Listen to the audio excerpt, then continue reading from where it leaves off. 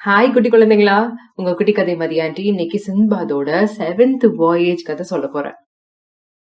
இந்த சிந்த்பாத் த செயிலர் யார்கிட்ட அவரோட 7 வாயேஜஸ் பத்தியும் சொல்லிட்டு இருக்காரு? இன்னொரு சிந்த்பாத் கிட்ட. அவர் போர்ட்டர். இது நமக்கு தெரியும் இல்லையா, ஞாபகம் இருக்கு இல்லையா?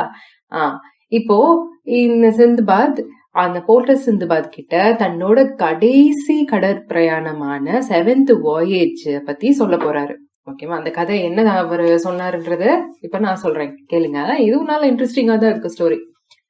நம்ம செய்த சிந்துபாத் 6 வாயேஜஸ் போய் ஒவ்வொரு வாயேஜ்லயும் நிறைய கஷ்டங்கள் பட்டார் இல்லையா? அப்போ ஒவ்வொருத்தருமே அவர் நினைக்கிறது தான், நம்ம இதுக்கு மேல எந்த வாயேஜுக்கும் போக கூடாது, நம்ம பத்திரமா வீட்லயே இருந்துக்கலாம், இருக்க சொத்து சொகம் எல்லாம் போதும் அப்படின்னு நினைச்சிட்டு இருப்பாரு. ஆனா கடைசியில வீட்டுக்கு கொஞ்ச நாள் ஆனதுக்கு அப்புறமா திருப்பி கடல் பிரயாணம் கிளம்பிடுவாரு. ஏன்னா அவருக்கு போர் அடிக்கும், அதனால கிளம்பிடுவாரு. ஆனா 6th வாயேஜுக்கு அப்புறமா அவர் ரொம்பவே பயந்து போயிருந்தார். இனிமே கண்டிப்பா நம்ம வாயேஜ் போகவே கூடாது, சி வாயேஜஸ் எதுவும் போகவே கூடாது அப்படின்னு தீர்மானமா முடிவு எடுத்திருந்தாரு. அவர் அதே மாதிரி அவரோட ஃபேமிலி கூடயும் ஃப்ரெண்ட்ஸ் கூடயும் சந்தோஷமா தான் இருந்தாரு. ஆனா விதி யார விட்டது? திடீர்னு ஒரு நாள் அந்த பாக்தாதோட ராஜா கிட்ட இருந்து ஒரு அழைப்பு வந்தது. ஒரு ஆள் கூப்பிடுறாரு சிந்துபாத், இந்த மாதிரி ராஜா உங்களை பாக்கணும்னு சொல்றாரு, வாங்க அப்படின்னு கூப்பிட்டு போறாரு சிந்துபாத். ராஜா கிட்ட போனா ராஜா என்ன சொல்றாரு, 6th வாயேஜ்ல சிந்துபாத் எங்க போயிருந்தாரு? ஸ்ரீலங்கா போயிருந்தாரு இல்லையா? அப்போ ஸ்ரீலங்காவோட ராஜா பாக்தாத் ராஜாக்கு நிறைய பரிசுகளை கொடுத்து அனுப்பிச்சிருந்தாரு. உங்களுக்கு ஞாபகம் இருக்கா? நிறைய முத்துக்கள், மாணிக்கங்கள், பெரிய ஜாடி ஃபுல்லா நிறைய முத்துக்கள், அது இதுன்னு நிறைய அனுப்பிச்சிருந்தாரு இல்லையா?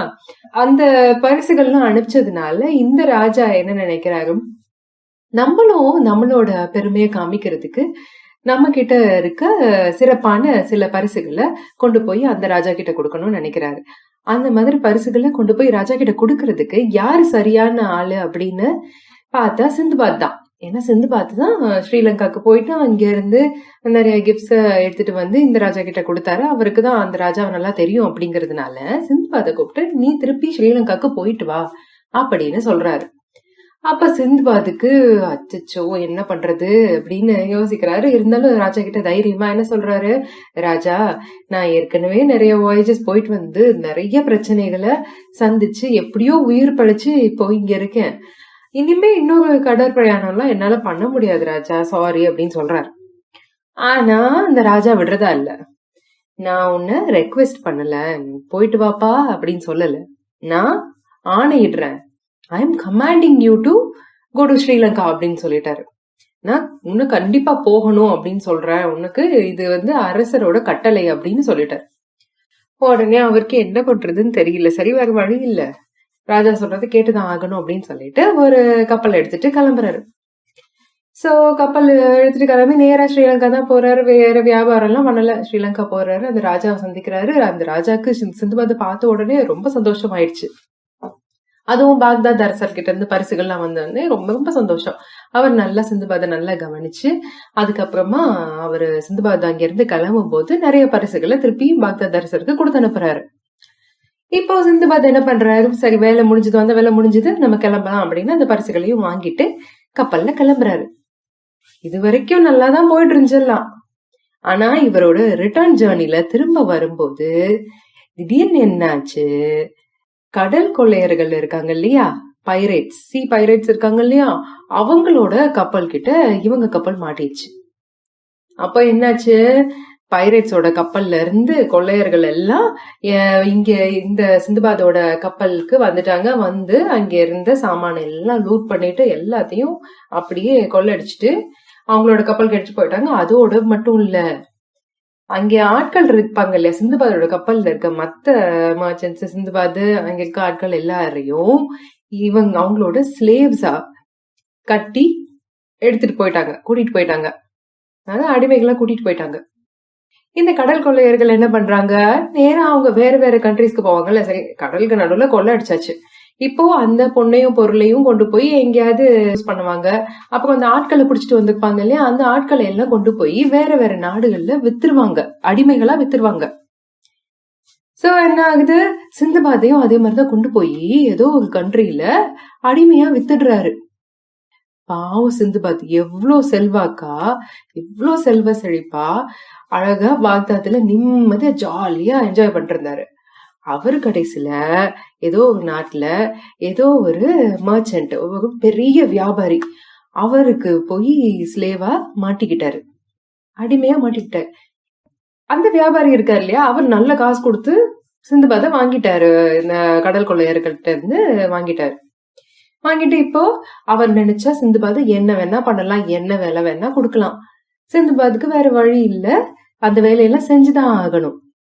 ஏன்னா அவருக்கு தப்பிக்கிறதுக்கும் அங்கிருந்து தப்பிக்கவும் விட மாட்டாங்க, போக விட மாட்டாங்க அவ்வளவு ஈஸியா. ஏன்னா அவர் காசு கொடுத்து வாங்கியிருக்காரு. அந்த அடிமை அவர் சொன்ன வேலைகள் எல்லாத்தையும் செஞ்சுதான் ஆகணும். சிந்துபாத் எவ்வளவோ கெஞ்சி பாக்குறாரு, கதறி பாக்குறாரு, நான் இந்த மாதிரி ஆளு, நான் இங்க இருந்து வர்றேன் அதுன்னு சொன்னா அவரு அந்த வியாபாரி கேட்கவே இல்லை. நான் உன்ன காசு கொடுத்து வாங்கியிருக்கேன், நான் கொடுக்குற வேலையை பண்ணு அப்படின்னு சொல்லிட்டு என்ன பண்ணிட்டாரு, அந்த ஊர்ல ஒரு பெரிய காடு இருந்துச்சு. அந்த காட்டுக்கு நடுவுல அவரோட ஆட்கள் கொண்டு போய் அவரை விட்டுட்டாங்க. விட்டு என்ன சொல்றாங்க, ஒரு பெரிய மரம் இருக்கு, அந்த மரத்துல உட்காந்துக்கிற மாதிரி கொஞ்சம் இடம் இருக்கு போல் இருக்கு, அது இருக்கிறதுலயே டாலான மரம், அந்த மரத்து மேல போய் உட்காந்துக்கோ அப்படின்னு சொல்லிட்டாங்க. சொல்லிட்டு என்ன சொல்றாங்க, இந்த பக்கம் நிறைய யானைகள் குறிப்பிட்ட சமயத்துல ஒரு குறிப்பிட்ட டைம்ல கூட்டம் கூட்டமா வரும். அப்படி கூட்டம் கூட்டமா வர்றப்போ நீ என்ன பண்ணு, ஏதாவது ஒரு யானைய கொன்னு அதோட தந்தங்களை எடுத்துட்டு எங்களுக்கு கொடுக்கணும் அப்படின்னு சொல்லிட்டாங்க அந்த ஆளுங்க. இந்த வியாபாரிக்கு அவரோட தொழிலே இதுதான். என்ன பண்ணுவார்னா, யானைகளோட தந்தங்களை எடுத்து, அதாவது அந்த டஸ்க் இருக்கு இல்லையா, பெரிய நீளமான பல்லு, அந்த தந்தங்களை எடுத்து வித்து காசாக்கி சம்பாதிக்கிறது தான் அந்த வியாபாரியோட வியாபாரமே. அப்போ அதனாலதான் நிறைய ஆட்களை காட்டுக்குள்ள அனுப்பி யானைகளை கொண்டு அந்த டஸ்கை எடுத்து வியாபாரம் பண்ணிட்டு இருந்தாரு. பெரிய வியாபாரி. ஆனா நிறைய பேர்னால அந்த வேலைய சரியா பண்ண முடியல. ஏன்னா அந்த யானைகள் எப்படியாவது யானைகள் கிட்ட மிதிப்பட்டோ அடிப்பட்டோ எப்படியோ செத்துருவாங்க, அந்த மாதிரியான நிலைமையா இருந்தது. அதனால சரி ஏதோ ஒரு அடிமையை இங்க இருந்து வாங்கிட்டு இந்த வேலைக்காக அனுப்புவோம் அப்படின்னு சிந்துபாதை வாங்கிட்டு அந்த வேலைக்காக கொண்டு போய் நடுக்காட்டுல விட்டுட்டாங்க. சிந்துபாதும் மரத்து மேல ஏறி உட்காந்துட்டாரு. அவருக்கு என்ன தெரியுமா ஆயுதமா கொடுத்திருந்தாங்க, ஒரு வில்லும் ஒரு அம்பும் மட்டும் கொடுத்திருந்தாங்க. அவ்வளவு பெரிய யானையை கொல்றதுக்கு வில்லும் அம்பும். அப்போ இந்த சிந்துபாதுக்கு சின்ன வயசுலயே கொஞ்சம் அந்த ஆர்ச்சரி எல்லாம் தெரியும், அம்பு எல்லாம் ஏறதுக்கு நல்லா தெரியும். அப்படிங்கறதுனால அந்த வில்லையும் அம்பையும் வச்சு ஏதாவது பண்ணி சமாளிச்சுக்கலாம் அப்படின்னு மரத்து மேல ஏறி உட்காந்துக்கிறாரு. முதல் நாள் கூட்டமா யானை வந்துச்சு. யானை ஒண்ணு நல்லா பெருசா இருந்துச்சு, பயங்கரமா துபுன்னு எல்லாம் நடந்து வருது. நடந்து அந்த கரெக்டா இவர் இருக்காரு இல்லையா, அந்த மரத்தை கிராஸ் பண்ணி அந்த கூட்டம் அப்படியே போகுது. இவருக்கு கூட்டமா அவ்வளவு யானைகளை பார்த்தப்போ கொஞ்சம் மனசு கலக்கமா தான் இருந்துச்சு. ஏன்னா நிலமே அதிர்ற அளவுக்கு அவ்வளவு கூட்டமா யானைகள் போயிட்டு இருக்கு. அப்ப அவர் என்ன பண்றாரு, கடைசியா போன யானை மேல கரெக்டா அம்பெய்து யானைய சாகடிச்சிடுறாரு.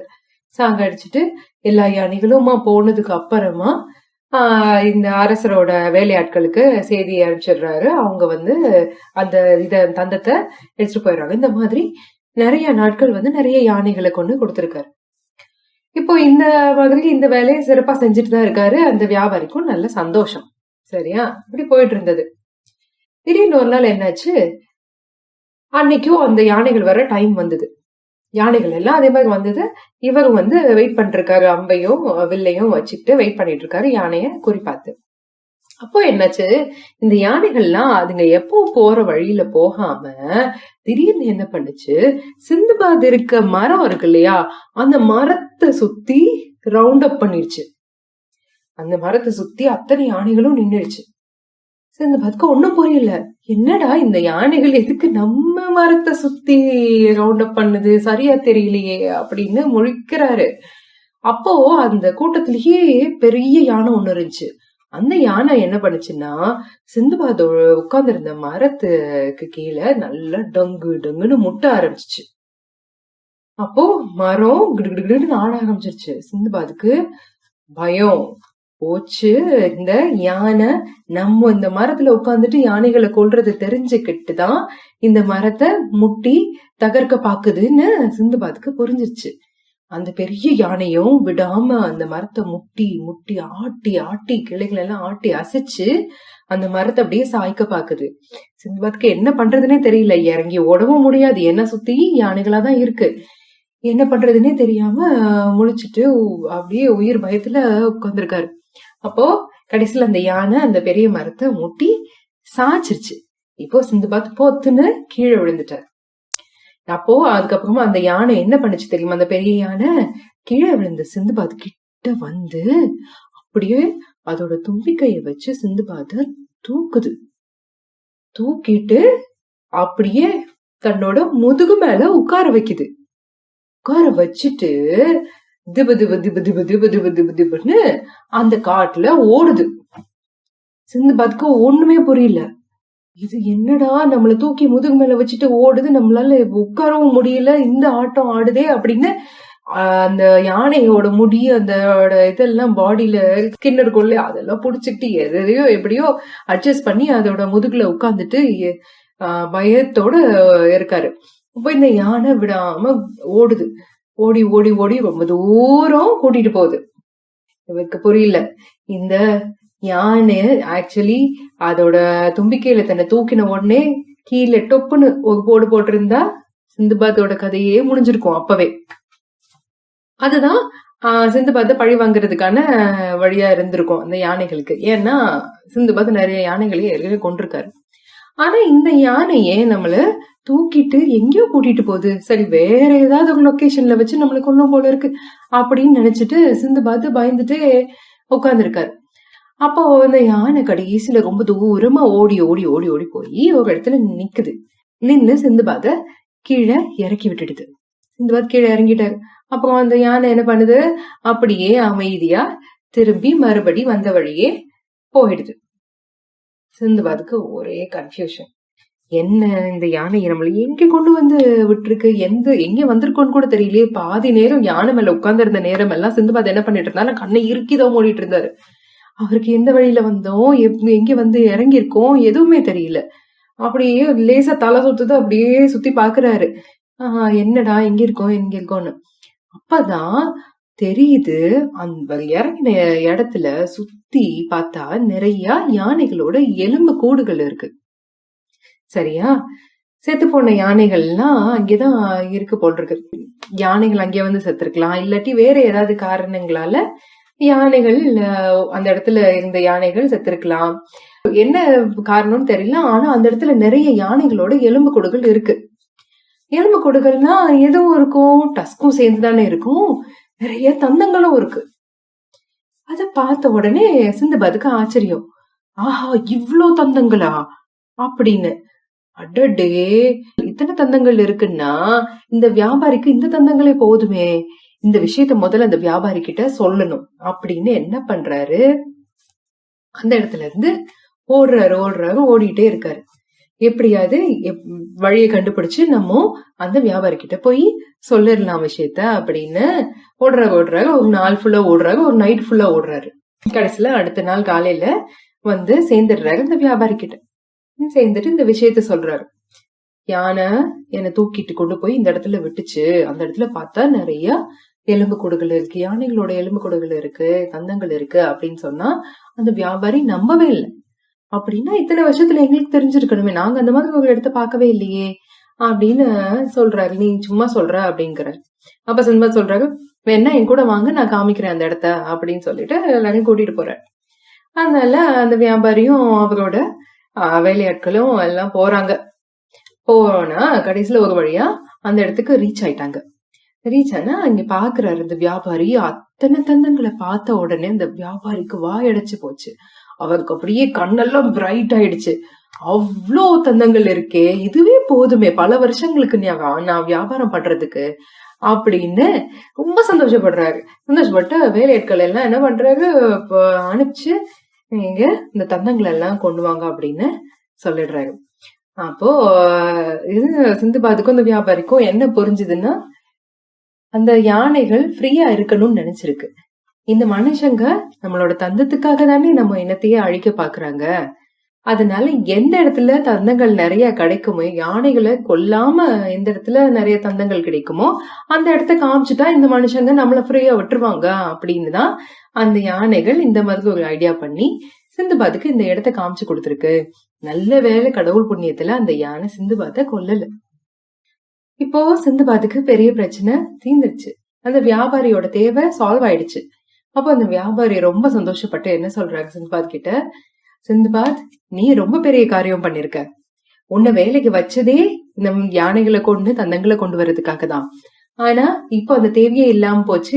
நீயே நல்ல ஒரு வழி காமிச்சிட்ட. அதனால உன்னை நான் இந்த அடிமைத்தனத்துல இருந்து விடுவிக்கிறேன். இனிமே நீ என்னோட ஸ்லேவ் கிடையாது அப்படின்னு சொல்றாரு. அப்ப சிந்துபாத்க்கு ரொம்ப நிம்மதியா போச்சு. நல்ல வேலையா என்ன அடிமையா வச்சிருந்ததுல இருந்து என்ன விடுவிச்சிட்டீங்க, சந்தோஷம். எனக்கு ஒரே ஒரு ஹெல்ப் மட்டும் பண்ணுங்க. நான் எப்படியாவது என்னோட ஊருக்கு பாக்தாத்க்கு போய் சேரணும், அதுக்கு மட்டும் ஹெல்ப் பண்ணிருங்க அப்படின்னு சொன்னானே அந்த வியாபாரியும் கண்டிப்பா நீ பத்திரமா ஊருக்கு போய் சேரு அப்படின்னு சொல்லிட்டாரு. அப்புறமா கப்பல்ல ஏற்பாடு பண்ணி சிந்துபாத் என்ன பண்றாரு, அங்கிருந்து கிளம்பிடுறாரு. அப்ப கிளம்பும் போது அந்த வியாபாரி சந்தோஷத்துல என்ன சொல்றாரு, அவர்கிட்ட இருந்த தந்தங்களை அவ்வளவு கலெக்ட் பண்ணாங்க இல்லையா, அதுல சில தந்தங்களை நீயும் எடுத்துக்கோ அப்படின்னு சொல்லிடுறாரு. சிந்துபாத் என்ன பண்றாரு, அந்த தந்தங்களையும் எடுத்துக்கிட்டு அந்த தந்தங்களை வச்சு அந்த நாட்டுல என்ன சிறப்பான ஐட்டம்ஸ் இருக்கோ, சிறப்பான சாமான்கள் இருக்கோ அதெல்லாம் வாங்கிக்கிட்டு, எதுக்காக வாங்கணும், அவர் பாக்தாத் போறாரு, போன உடனே ராஜாவை மீட் பண்ணணும். ஏற்கனவே ஸ்ரீலங்கன் ராஜா கொடுத்த பரிசுகளை அவரு தொலைச்சிட்டாரு இல்லையா, அந்த பைரேட்ஸ் கொள்ளையடிச்சிட்டாங்க இல்லையா, அதனால அந்த ராஜாக்கு, நம்ம பாக்தாத் ராஜாக்கு ஏதாவது கொண்டு போகணும் அப்படிங்கறதுக்காக அந்த தந்தங்களை வித்து நல்ல சிறப்பான திங்ஸ வாங்கிட்டு கிளம்புறாரு கப்பல்ல கிளம்பி நல்லபடியா பாக்தாத் சேர்ந்துட்டாரு. சேர்ந்துட்டு வேலையா போய் ராஜாவை மீட் பண்றாரு, பரிசுகளை கொடுக்கறாரு. ராஜாக்கு சந்தோஷம். ஆனா சிந்துபாத்தோட கதையை கேட்ட உடனே அவருக்கு ரொம்ப ஆச்சரியமா போச்சு. ஐயோ சிந்துபாத், நீ வரதுக்கு ரொம்ப நாள் ஆன உடனே ஏதோ பிரச்சனையில மாட்டி நீ பயந்த மாதிரி ஏதோ ஆயிடுச்சு போல இருக்கு அப்படின்னு நினைச்சிட்டோம் நாங்க. நல்ல வேலையா நீ சேர்ந்துட்ட, ரொம்ப சந்தோஷம் அப்படின்னு சந்தோஷப்படுறாரு. சோ இப்படி சிந்துபாத்தோட 7th வாயேஜ் சூப்பரா எப்பவும் போல மத்த கடற்பிரயாணத்தை போலவே பிரச்சனையோட கடைசியில சுபமா முடிஞ்சுது. இப்போ இனிமே சிந்துபாத் வெளியில அடுத்த கடற்பிரயாணம் போவாருன்றீங்க? அவர் அதுக்கு ரெடியே இல்ல. இனிமே பாக்தாத்லதான் இருக்கணும் அப்படின்னு முடிவு பண்ணிட்டு அங்கேயே சந்தோஷமா வாழ்றாரு. தான் சேர்த்த செல்வங்களை வச்சு இல்லாதவங்களுக்கு நிறைய நிறைய நிறைய கொடுத்து எல்லாரையும் செல்வ செழிப்பா வாழ வச்சாரு. அவ்வளவு நல்லவரா இந்த சிந்துபாத் வாழ்ந்துட்டு வர்றாரு. இப்போ இந்த போர்ட்டர் சிந்துபாத் இருக்காரு இல்லையா, அவர்கிட்ட தன்னோட கதைகள் எல்லாம் சொல்றாரு இல்லையா. போர்ட்டர் சிந்துபாத்தும் கேட்டுட்டு அவர் என்ன நினைக்கிறாரு, அவரு சேலர் சிந்துபாத் சொன்னது கரெக்ட் தான், எப்பவுமே கஷ்டப்படாம எதுவுமே நமக்கு ஈஸியா கிடைக்காது அப்படின்னு அவரும் ஒத்துக்கிறாரு. இப்போ ஒவ்வொரு தடவையும் இந்த போர்ட்டர் சிந்துபாத் சேலர் சிந்துபாத பார்க்க வர்றப்போ சொல்லுவாரு இல்லையா, அப்போ சொல்லி முடிச்சுட்டு போர்ட்டர் சிந்துபாத் கிளம்பும் போதும் நம்ம சேலர் சிந்துபாத் அவருக்கு காசு கொடுத்து அனுப்புவார், தங்க காசு கொடுத்து அனுப்புவார். இப்போ 7 வாயேஜஸ் கதையை கேட்டு முடிச்சதுக்கு அப்புறமா இப்ப அவர்கிட்ட போர்ட்டர் சிந்துபாத் கிட்ட கொஞ்சம் காசு சேர்ந்துருச்சு. அதனால அவர் என்ன சொல்றாரு, நீங்க கொடுத்த காசுகளே எனக்கு ரொம்ப பயன்படும், நான் அதை வச்சு சின்னதா வியாபாரம் பண்ணி நான் கஷ்டப்பட்டு உழைச்சு முன்னுக்கு வருவேன் நானு அப்படின்னு போர்ட்டர் சிந்துபாத்துக்கு வாக்கு கொடுக்கறாரு. அதுக்கப்புறமா போர்ட்டர் சிந்துபாத்தும் நல்லா இருக்காரு, சேலர் சிந்துபாத்தும் சந்தோஷமா இருக்காரு, எல்லாரும் ஹாப்பியா இருக்காங்க. ஓகேவா, இதுதான் சிந்துபாத் சேலர் கதைகள். நம்ம 7 வாயேஜஸ் பார்த்தோம் இல்லையா. இப்ப இந்த 7th வாயேஜ்ல என்னன்னா நிறைய பேர் நிறைய கதை சொல்ல ஆரம்பிச்சிட்டாங்க. 7th வாயேஜ் வச்சு ஒரு படமே அந்த காலத்துல ரொம்ப பழைய படம் ஒண்ணு வந்திருக்கு. அதுல எல்லாம் ஸ்டோரி டிஃப்ரெண்டா இருக்கும். இந்த யானை ஸ்டோரி இன்ட்ரெஸ்டிங்கா இருந்ததுனால ஆன்டி இந்த ஸ்டோரியை உங்களுக்கு சொல்லிருக்கேன். உங்களுக்கு வேணும்னா கொஞ்சம் பெருசா வளர்ந்ததுக்கு அப்புறமா நீங்க பல விதமான மத்த ஸ்டோரிஸையும் நீங்களா ரீட் பண்ணி தெரிஞ்சுக்கோங்க. ஓகேவா? ஓகே குட்டீஸ், இதோட சிந்துபாத் கதைகள் முடிஞ்சது. நம்ம அடுத்த செட் ஆஃப் கதைகளை அப்புறமா பார்க்கலாம். ஓகேவா? பாய்.